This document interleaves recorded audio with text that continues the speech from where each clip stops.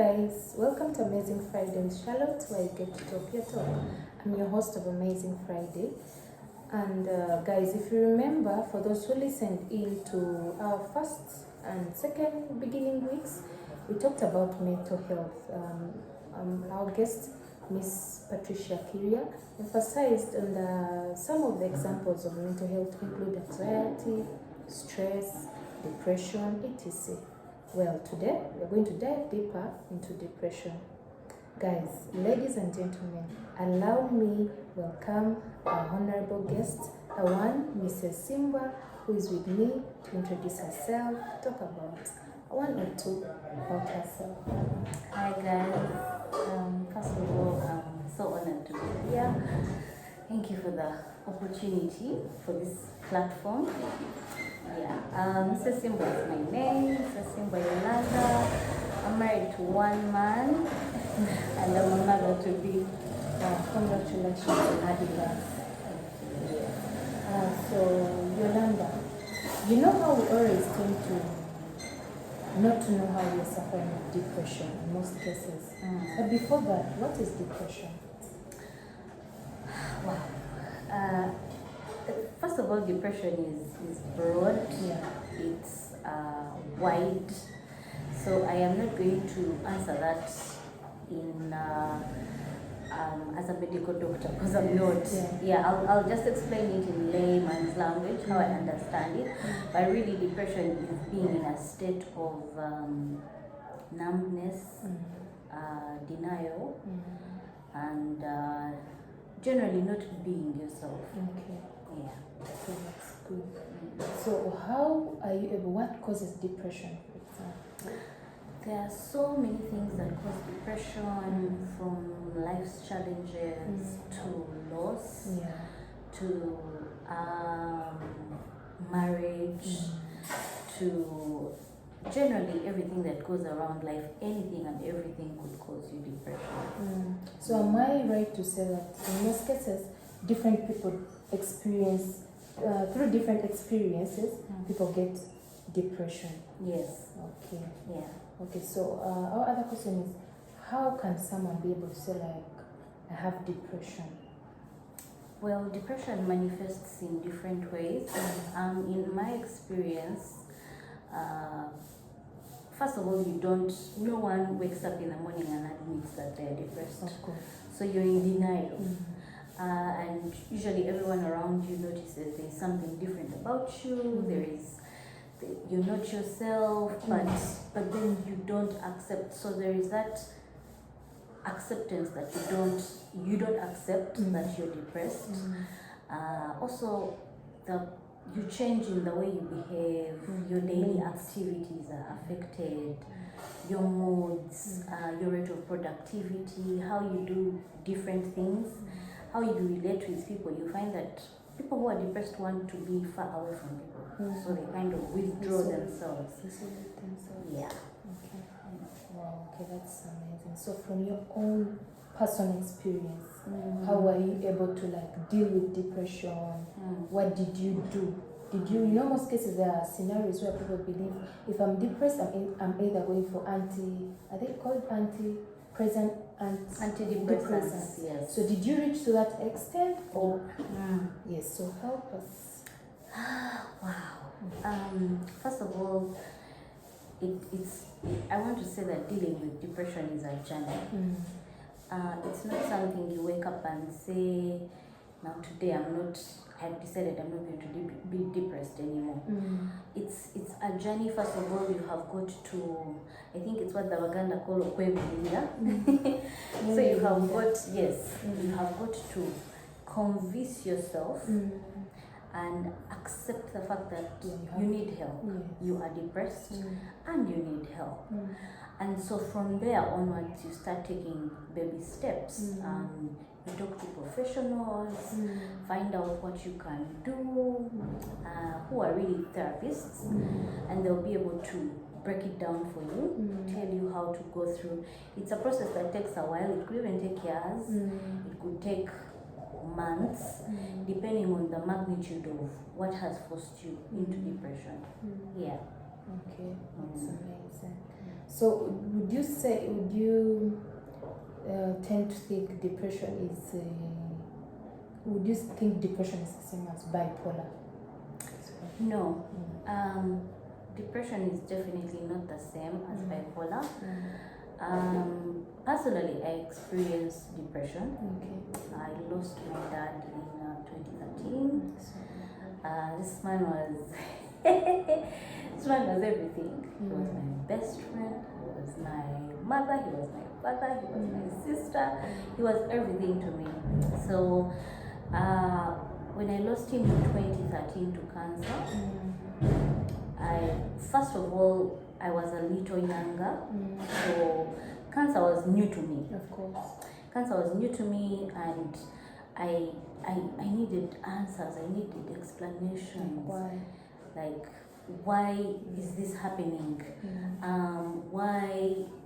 You want to tell me there is no cure for cancer? So the moment he passed on, I think I was in a state of confusion. I was depressed. I was in denial for the longest time. I think it took me about 3 or 4 months to accept that now I need help because of how I had started behaving, how I was withdrawing from people, how I wasn't doing what I was supposed to do. Yeah, so after a while, a friend of mine told me, you know what, Yolanda, you need help. You're going to need help. You're going to talk to a therapist. I can take you to a therapist and you can talk to them. I'm like, how is that even possible? Because this is someone who has not gone through what I have gone through. So for me, I was not convinced that I was going to be able to get help because how do you explain that? Yeah, so anyway, so eventually I started talking to a therapist who explained to me exactly what was happening, broke it down for me. Unfortunately for me, I had to take antidepressants. That's how bad it was. I was in that state for about 3 years. And I would like to tell you that even now I am still healing. It's a process. And different things in life bring you to that healing. For me, for example, when I met my husband, is about the time that I really started healing, because most of the time I was dealing with this problem alone. But now I had gotten a person who is willing to deal with this problem with me. So so he was very understanding.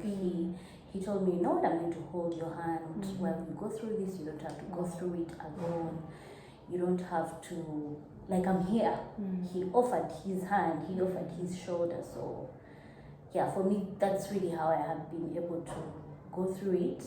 However, it's a process. Again, it's a process. Healing takes time. Wow, thank you so much for sharing, Yolanda. You're welcome. It's an amazing experience, and we still pray, and we know you're going to heal. Absolutely. Yes. So, our last question is, what kind of advice would you give people who are passing through same situation as you that you passed through? Yes.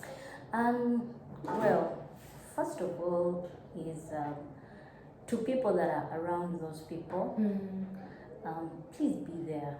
Like, listen, don't hear, but listen. Listen to these people. Avail yourself. Because you know, when you're depressed, you are suicidal. You feel like everyone has abandoned you. The world does not need you anymore. So it forces you to make certain rash decisions.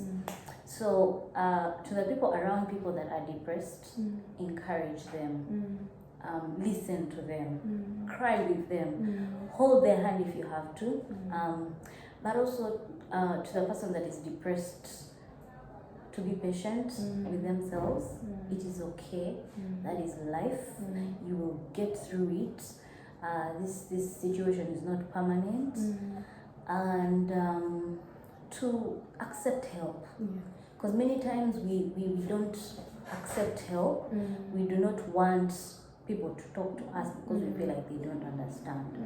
But many of these therapists have actually gone through similar situations.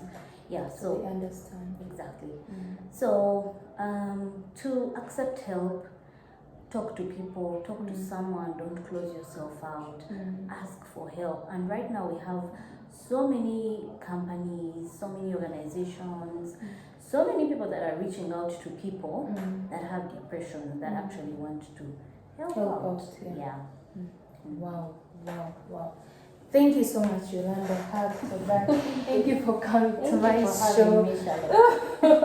That's amazing. Thank you for loving us. Thank you for taking your time to come and share this experience with us. We do not take it for granted. Yes. Guys, I hope you were able to share, you were able to love what our guest was able to share with you from her experience. I hope you're able to learn one or two. For me personally, I learned that if I'm approached by someone with depression, I need to listen. I need to be supportive. I need to be there. Guys, when people say be there, it's not just a word. Be there. Indeed, be there. Because you just don't know what your hello, hi can do for the next person. So guys, I hope you're able to enjoy the show. So but before that, as we come to a conclusion, Yolanda, today is a Friday, and yet Amazing Friday. We want to know, how are you going to spend your weekend? Wow. My weekends are usually not planned. However, there are many activities for me to do. For example, I can go swimming. Wow. I have I have a function tomorrow. Okay. So yeah, that's really what I'm looking forward to. I'm really just relaxing and resting. That's fine. Yes. Wow. I didn't know pregnant women actually swim. We do. That's amazing. That's amazing. So guys, I hope we're able to learn one or two. We love you so much. Thank you for sharing. Thank you for taking your time. Subscribe, watching, anything. We are welcome to your views, your comments, whatever you want us to discuss next time. We love you. Have an amazing Friday, an amazing weekend. Don't forget to pray every Sunday. Bye-bye.